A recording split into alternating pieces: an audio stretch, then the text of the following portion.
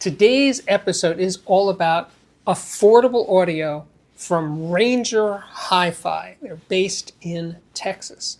And the speaker itself is the Ranger LS. Two-way stand-mount speaker, very attractive, and with a very attractive price, $149 a pair. Now, Ranger sells throughout the world, and for once, I'm actually going to give you the prices in the UK and Europe and Australia. So please stick around for that. But anyway, I'm taken aback by how nice a speaker they can make for $149 a pair. And, well, it comes from a guy who's known for making great, affordable gear, Mark Shifter, most famously associated with Audio Alchemy, DACs, and electronics, and speakers along the way. Too numerous to mention here. But anyway, I was just talking to Mark on the phone yesterday, and he's genuinely excited about this project of making really affordable stuff. And there's going to be a matching subwoofer to join the Ranger LS speaker. I mean, for less than $100, yeah, Mark can pull this off. But anyway, has a 5¼ inch woofer, 1-inch silk dome tweeter. The cabinet, though, really, when I took it out of the box, when I took this speaker out of the box, I was surprised by its heft. Each speaker weighs 11.5 pounds. I think that's 5.2 kilograms. Very solidly built. The finish isn't real wood, but I think it's really beautiful fake wood, vinyl wood, but done to a very high standard. It's a front ported speaker, so I put it up against the wall for most of my listening sessions to maximize its bass output, which is, pretty substantial for a small speaker like this. Let's cover the details right now. This speaker is 11.5 inches tall. It is a 4-ohm speaker. The front baffles of the speakers are mirror image to each other. I'm showing you one on top of the other to see what I'm talking about there. So you could place them with the tweeters on the outside or the tweeters on the inside. It doesn't make any difference to the sound, but in terms of the way it looks, you have that flexibility. Turn the speaker over and you'll see in the 4 corners these flat rubber pads. So it will protect the surfaces of your fine furniture. Round back, you'll find a decent set of binding posts.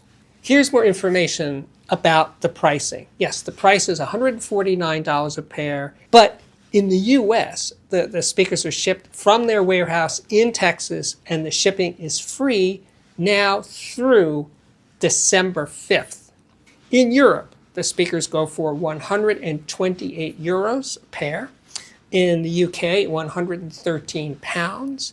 In Australia, 229 Australian dollars. As for the music, I started with this Elvis Costello album, Elvis with the Roots, with the hip-hop band The Roots. That, on paper, doesn't sound like an ideal combination, but actually it worked very, very well, and Elvis is absolutely energized by the band behind him.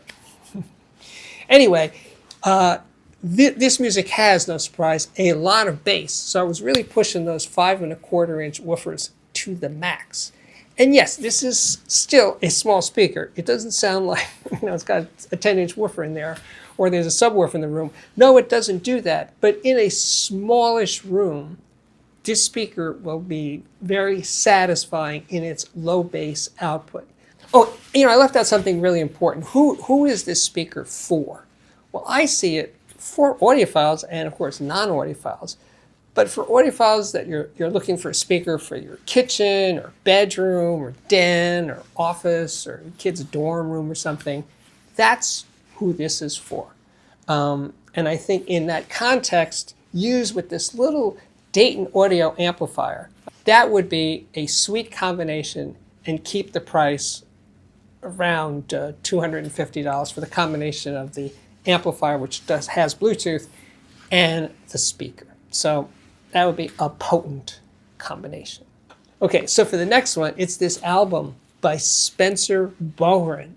Now, he is a modern blues man. He is 100% deep into the blues. And what I think is so fantastic about this album is that it's minimally produced. It's really just Spencer and his guitar. He's doing slides and stuff.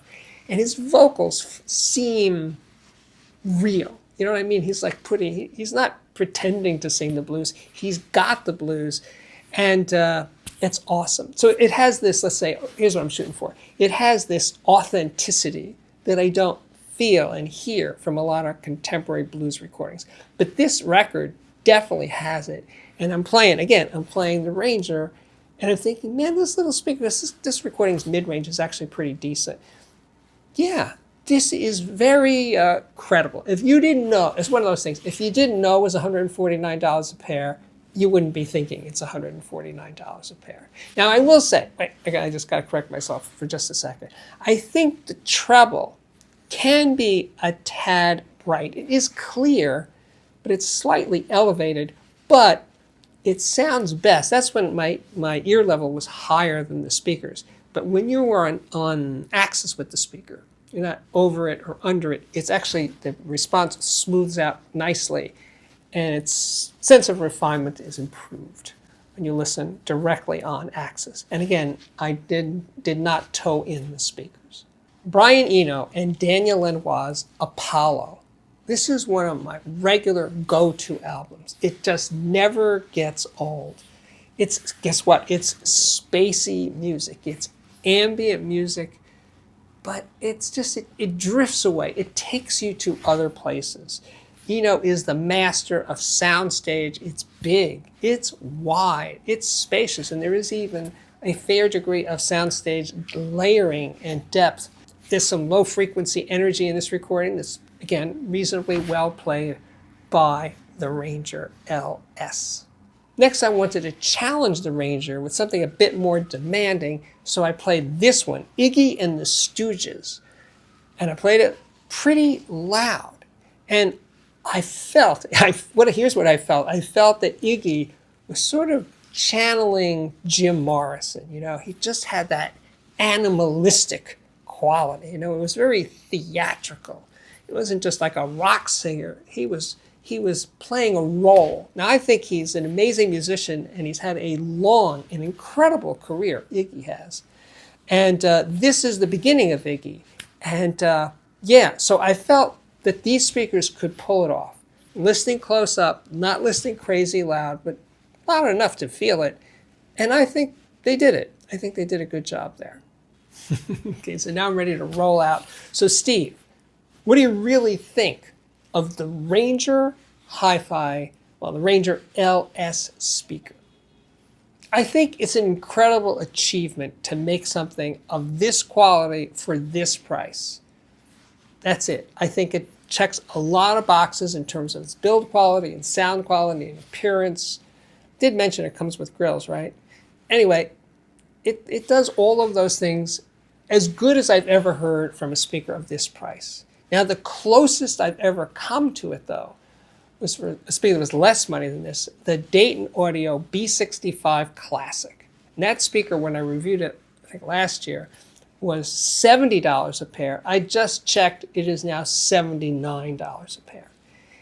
It's good, but it can't touch the Ranger for oomph, for dynamic life. Because that speaker, which had a 6.5-inch woofer, it was nowhere as powerful sounding as the Ranger LS.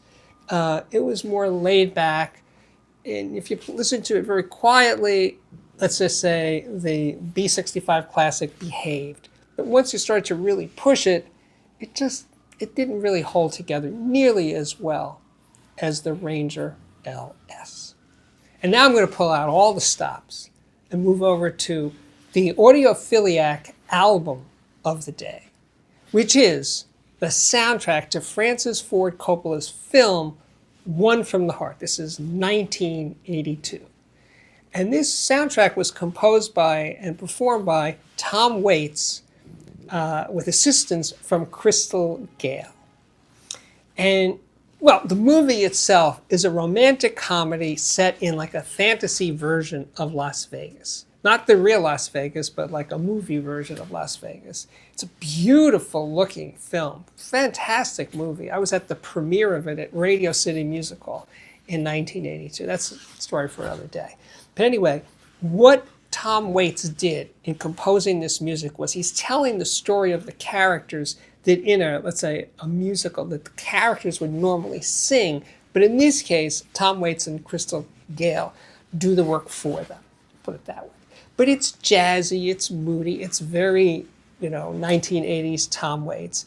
And I think it's one of his best records. Now, I have it on LP, that's it over there, and I also have it on CD. I think the LP sounds considerably better, but the CD has extra tracks and all that other stuff. The CD was done in the 2000s.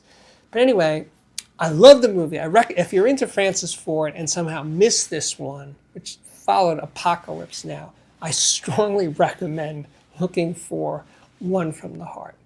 And it's just nice to hear Tom in a different context, and that's what this does. So check it out, stream it, buy it, listen to it, whatever. See what you think, and please tell me what you think. And by all means, if you're into Francis Ford, definitely watch this movie. I think it's fantastic. It's just one of his forgotten gems. Okay, so now we're going to head on over to the Audiophiliac viewer system of the day. John is from Glasgow, Scotland. He's 50 years old and has been into hi-fi and vinyl since he was 12.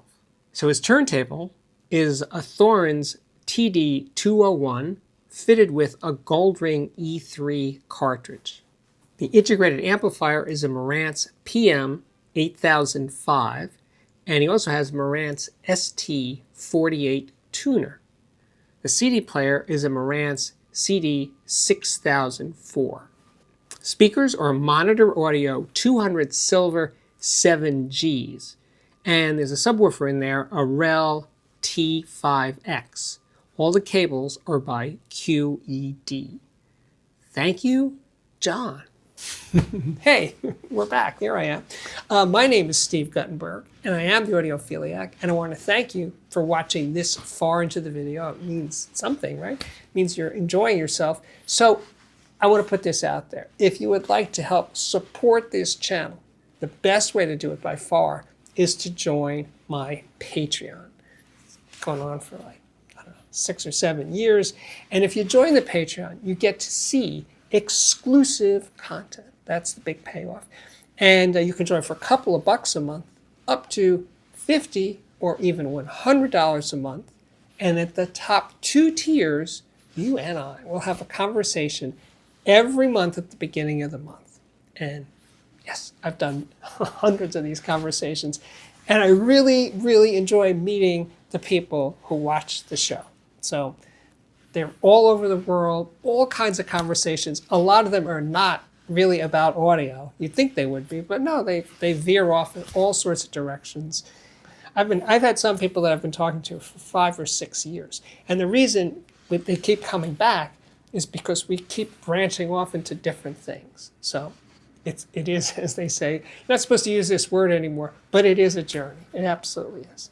And with that, I can say my work here is at last complete. So thank you again for watching. I truly do hope to see you back here again very, very soon.